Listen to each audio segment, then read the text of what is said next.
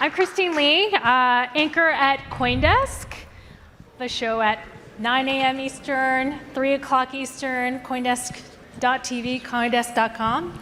And we've got an excellent panel of folks who are using NFTs with actual real use cases. And I had a chance to hear about the projects earlier, and it's really, really cool. So we've got John Adanasio. He is the CEO of Toonstar, and Calvin Chan, founder, CEO of Legitimate. And we've got Krishang Nangada. He's the founder, engineer of Third Web. And we have Dayo Adeosun. He is the co-founder of Glass XYZ. So I think it's probably a good idea first to introduce yourselves and just give us kind of a brief statement of what your project is all about, what you do. Yep. Well, hello. My name's John, and I am one of the co-founders of Toonstar. My co-founder's here as well, and I like to say, like, I'm the co-founder that talks about baseball and invites people to the studio. She's the co-founder that actually makes all the magic happen. Shout out to Louisa. Louisa, yes. But so yeah, real quickly, our company, we're a Web3 entertainment company.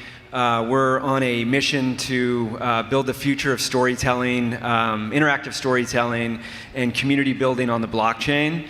Our first project's called The Gimmicks. It's an animated NFT series. It's produced in partnership with Mila Kunis. And so we can, I think we have something to share. So I can give you a first-hand look at a bit of the depravity with a clip. But that's really kind of our first project, and our projects are really, like I said, we're on a mission to build the future of interactive storytelling and community experiences. So all the projects we do are really designed to focus on that. There's content, but there's also a big focus on utility and bringing unique experiences to the community. Awesome. Calvin. Hey, everybody. Thanks for having me. My name's Calvin. I'm the founder and CEO of Legitimate. We back physical products on chain. So what that means is everything from sneakers, art, handbags, everyday products that you and I might wear, own, hold every day. There's extreme value in providing more transparency to the consumer as well as to the brands how these products exist in their life cycle. So we are a hybrid IoT blockchain company that connects these products directly on chain and back them with NFTs for a variety of use cases. And the primary use case is anti-counterfeit authenticity, hence the name Legitimate. And some of the brands that you're working with? Yeah, so we, some of them are under strict NDA right now, but we've worked with luxury French brands, Senrev, Faith Connection, and different kind of startup brands, but primarily we also recently launched a consumer marketplace where we work directly with physical artists who paint on canvas, do sculptures, people who have traditionally been left out of the digital NFT space. We help them back their products on-chain, create NFTs out of them, and auction them off as one-of-one NFTs. We call them physical NFTs. Yeah. And I had a chance to look at some of them. They look really cool. So Thank you. On your website, it's drops.legitimate.tech. Yeah. We actually just auctioned off 3 pieces of art from a legendary Brooklyn street artist. His name is Zimmer. So if any of you have some extra time this weekend and find yourself in Bed-Stuy, you'll notice one of the biggest Biggie murals in Bed-Stuy. And we actually worked with Zimmer, who painted that mural, to do an exclusive 3-piece collection that successfully sold out Awesome. 2 weeks ago now. Awesome, right around the corner. Thanks, Calvin. And we got Krishang. Hello. Oh, that was way too close. Sorry about that. My name is Krishang. I'm the founding engineer of Third Web. We make it easy to build Web3 applications and experiences. What that means is if you are a developer, creator, or any kind of builder, and are looking to build any sort of Web3 experience, you'll find something in our toolset that'll help you get to production faster. That can be developer SDKs. If you are non-technical, that is our dashboard. If you are already integrated into other platforms, we probably already have built out integrations with those platforms as well. So check us out, thirdweb.com. That is Third Web, yeah. Awesome. What's your user base like right now, and what are they doing with it? So it's probably spread out everywhere. Leaving aside the names under NDAs, I think our biggest customer segment is startups getting into Web3 who want to go to production faster and push out proof of concepts and whatnot. We also work with a large suite of independent creators who want to own their own marketplaces and do not want to go externally to things like OpenSea and whatnot. So a lot of indie shops like those as well, as of now. And we've got Dio. Hi, my name is Dio Adiosin. I am one of the co-founders of Glass.xyz. We are the first and category leading video NFT marketplace. So think of like any kind of video. You can, mint that on the ETH blockchain and get your community to collect it. And in the last 6 months, we've been dropping pretty consistently. And we've done about $1 million in sales for 94 creators, just selling their video NFTs directly to their communities. 3 weeks ago, we did a drop with Tim Lin, and he made like over $30,000 for a unreleased Bored Ape Yacht Club Unreal Engine music video. And we're starting to see all types of creators, from creators with 0 followers, creators with millions of followers, monetizing directly from their communities, and dropping on YouTube and Glass, but soon to be full Web3 in the future. Super cool. I think the most interesting use case on Glass was, the artists, the music artists are using it. And you mentioned 27 Deli.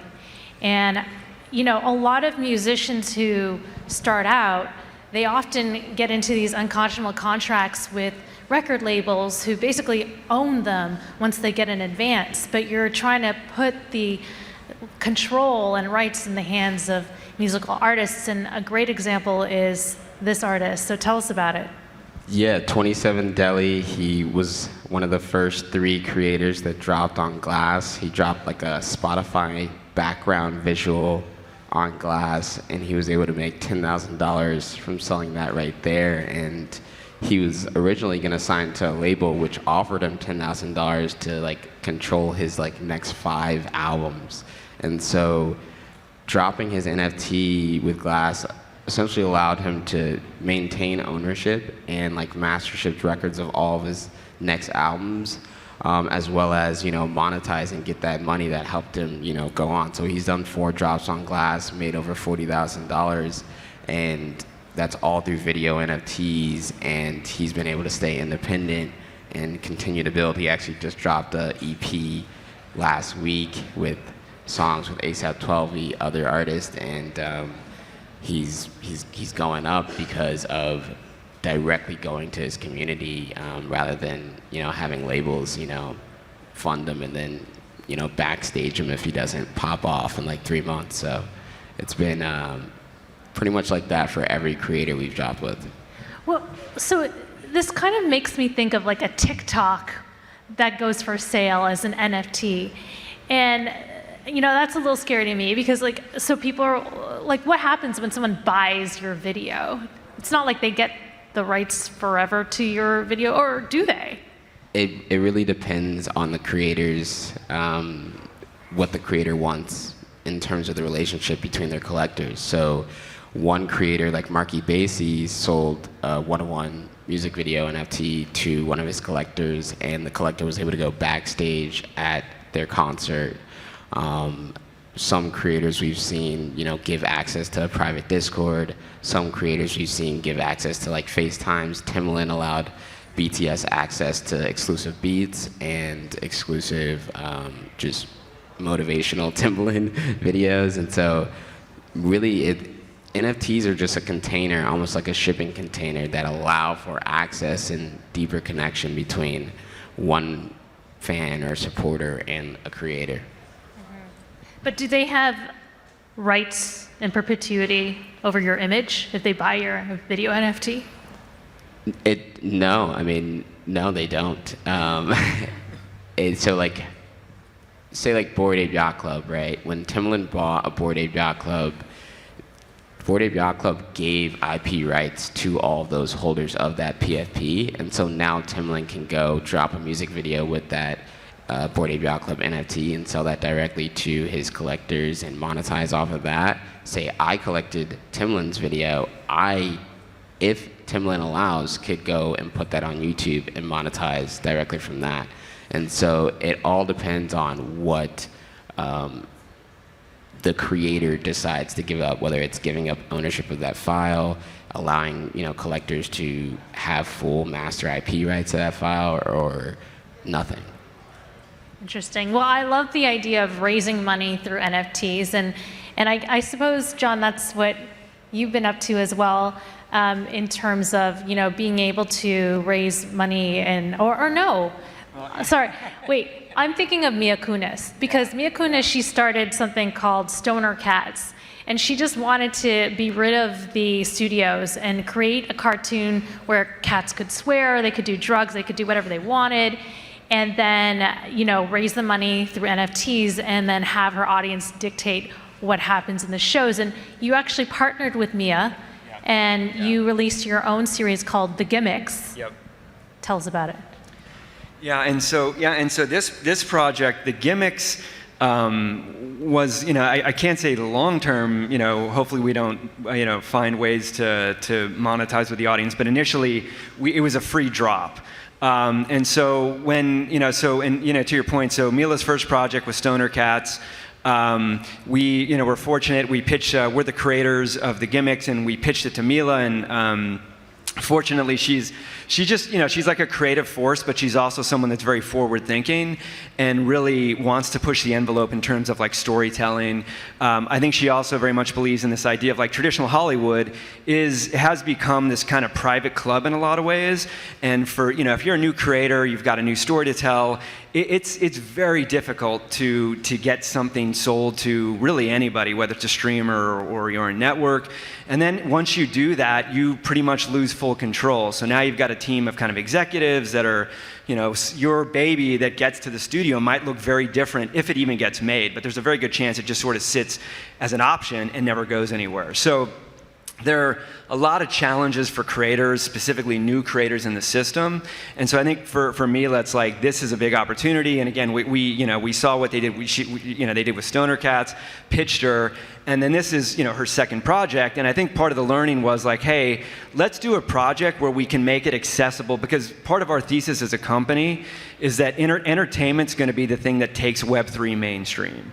And that is very much what our company's about, and we believe that is going to be the future of Web3. And so if that's what you believe and you think Web3 entertainment's going to take Web3 mainstream, then our belief is you need to do projects that are accessible to everybody. And The Gimmicks, I think, really embodies that, because it was designed for degens, certainly because we knew those people would, come because of what the project and who's behind it. But we really wanted to attract normies and newbies. And so that's like this project, to attract as many people as we could, we actually dropped for free. And the idea is that just come, if you like the characters, you like the story. It's a very interactive project because token holders get to vote on the episode. So it's basically this like choose your own adventure experience. And we're doing weekly episodes that get voted on. We actually have a clip, don't we? Oh, yes, we have a clip. Yes, that's better than me talking about. Why don't you set it up for us? So this clip is an episode, and this was all voted on by the community, and this is actually a prison match. Again, so the series, we do an episode a week, and I don't know, for people that are familiar with animation generally takes a long time to do. So the fact that we're doing weekly episodes is a pretty big deal. And then the other thing that's a pretty big deal is that the episodes are all community driven. So this episode, I think, was like episode 6. In the previous episode, we put it out to the community, what do you want to happen next? And everybody voted on a prison match. So we got that information on a Tuesday, and then we got this episode done by that same Friday. And this is the result. And a disclaimer, because it's, this is the series, best way to describe it's like South Park meets WWE. So, viewer beware. Play it.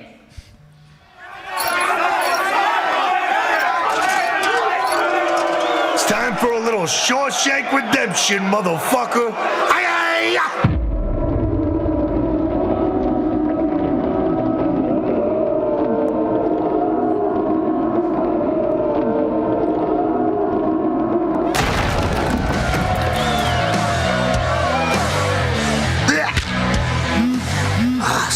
telemarketers. I can't really talk right now. Wait, I can save how much on my auto insurance? It's almost over, baby. I can taste the fucking money and I can smell that new car scent. You're gonna win me all the money. Fucking finish him, buddy! Did you fucking bet against Enzo?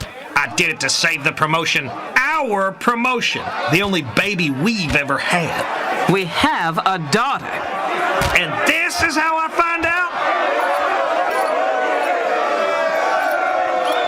Very cool, very cool. So tell us, what's so interesting is that the audience voted on this, the situation, or who won the match? Yeah, so the episode, and just like a little bit of And context. how many people are we talking? So we have 5,000 token holders.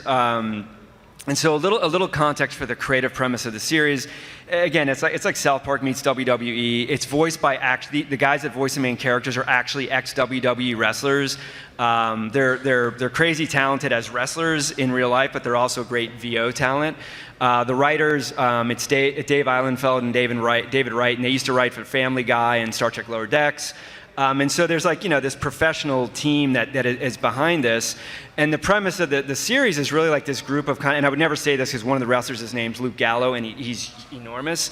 So I would never say it to him, but it's this like crew of like lovable losers that are really on their way to get back to relevance, get back to the main event, which is all about like second chances and sort of like David and Goliath type story, because they've got a wrestling upstart and it's called WWW, which is basically like a startup, and they're trying to compete with the big bad, incumbent, which is the Federation, which may or may not be based on the WWE, but that's kind of the premise. I love it. Think of how Game of Thrones would have ended so much differently if people could have voted on how the finale went, right? Yeah. But yeah. I'll say this comment I got. Well, Fox Entertainment is also doing something similar. They're coming out with a series that people can buy NFTs for. I don't know if you can vote on the every weekly episode like you can, but they said that the leg up that they have is they've got huge distribution. They're a Murdoch Group company, and they've got a huge empire. Yeah. And so I guess how are you going to challenge that? Yeah. So good question. So I'd say one, and like myself and Louisa, we come from the studio system. So we met at Warner Brothers. Before that, she was at Disney, and before that, I was at DreamWorks. So we understand how the studio system works and the networks.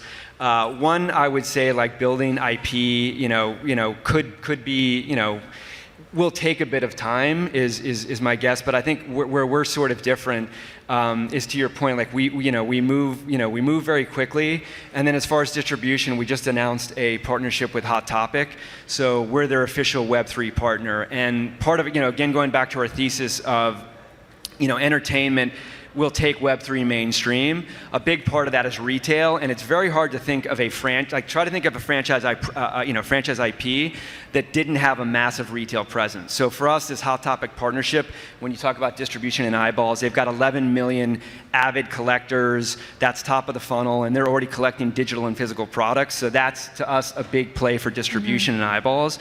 Also, it gives us physical and digital because they've got 800 stores, so now we can do digital sales and physical in-store activations. And then we're going to start to look at, how can we make, again, going back to this idea of taking Web3 mainstream, how can you make buying an NFT as easy as buying a t-shirt in store?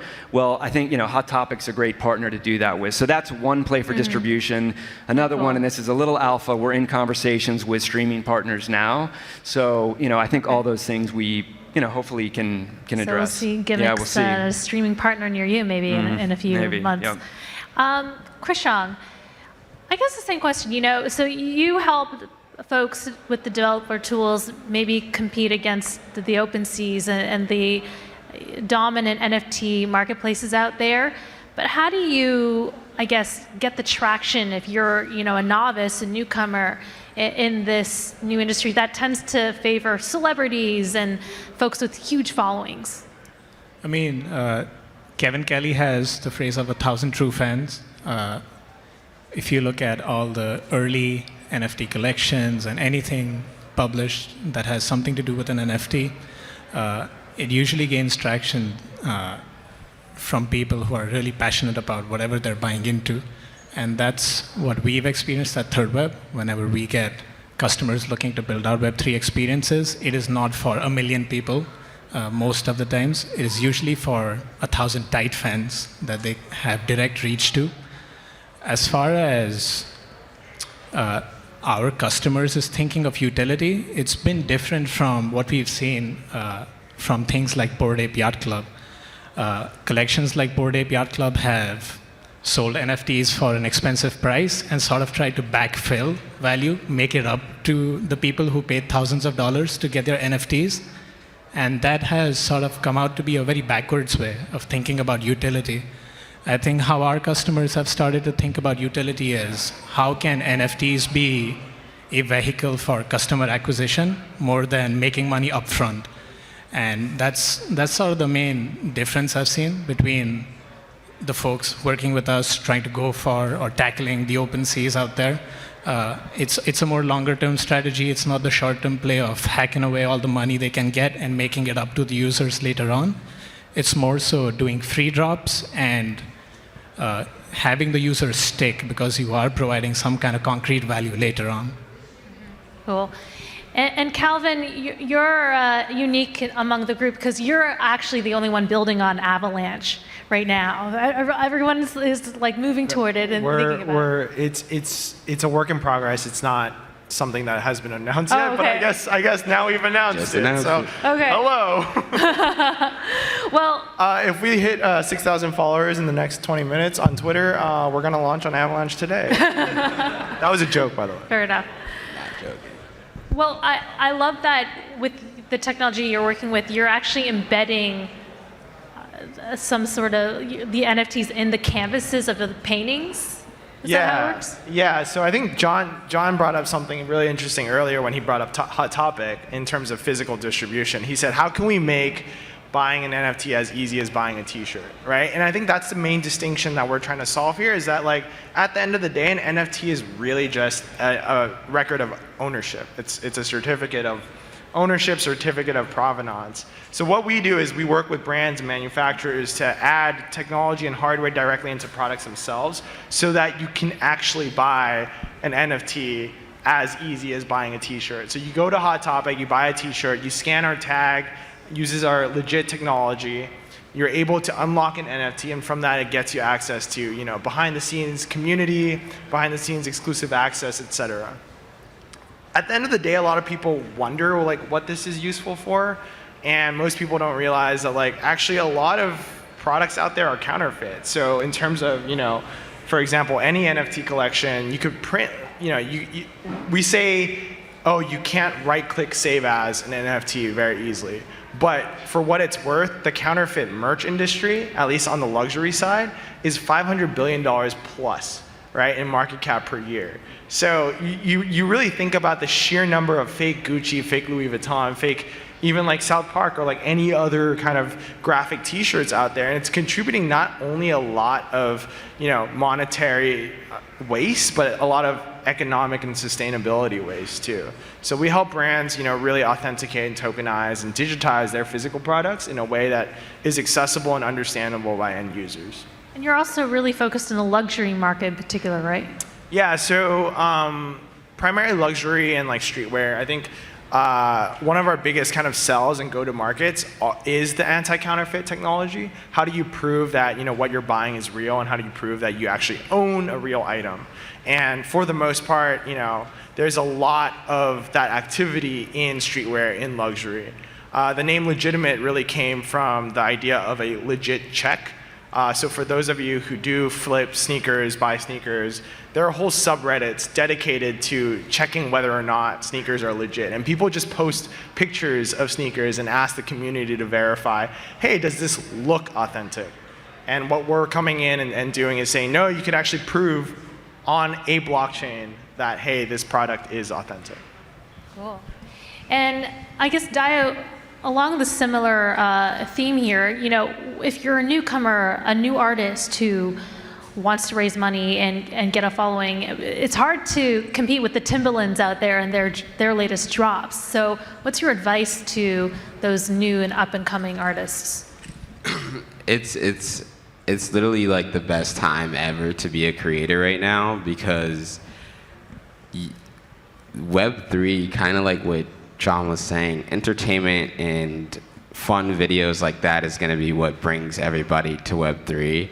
And as a young creator, you can really focus on a core community, like, 10 of your closest friends, then 100 of their closest friends, and like within the span of like 2 to 3 weeks, you'll have a community of like 100 to 200 followers on Twitter.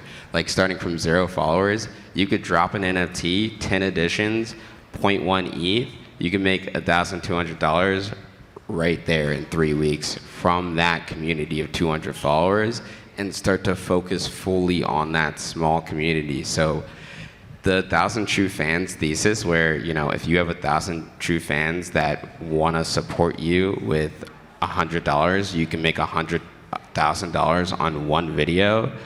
That's kind of how you should be thinking as a young creator. You should just be thinking, how can I get 100 people that really love what I do, that just love the energy behind me, what I'm doing, and are here to support me for any potential video I drop, whether it's a music video, a video of my mom, some video of me at the beach, any type of video, a cartoon or whatever. And so you really want to focus on finding those true fans. It's really just teaching creators that who watches your video is more important than how many views your videos get. And if you have, like the whole crypto space is like a small niche of like billions and almost trillions of dollars. And so everybody in crypto wants to see a new star in a Web3 medium. And if people are considering Glass.xyz kind of like that new YouTube, it's like, who's gonna be the Mr. Beast? Who's gonna be Marquise Brownlee? Who's gonna be the Gary Vee? There's so many types of jobs that you can do and bring a camera with you and record it on camera that people will wanna see.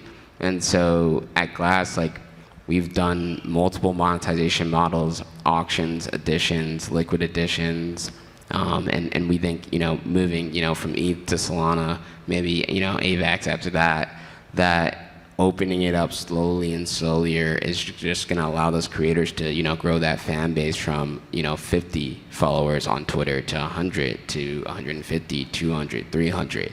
And I've seen creators who've gone from 0 followers on Twitter in March to dropping on Glass, making $1,000 from, and they only have 252 followers. And so, of course, the same rules apply, where it's like, work on your craft, establish great relationships, and make the best video product you can make. But the difference here is now it's going to be minted on the blockchain, and you can make way more money faster. It's interesting you say that now is a great time for people to get into crypto, NFTs and whatnot, because we're in the middle of a crypto winter. I'm talking all week long about like Celsius going bankrupt, Voyager going bankrupt, 3 Arrows Capital insolvent, and Terra Luna, in the dumps. So, and Bitcoin down like 70–80% from all-time highs. So, are you saying, how is the NFT space going right now? Just curious, are you seeing volumes down? Like, how do you survive the crypto winter? And I guess it's a question for everyone here.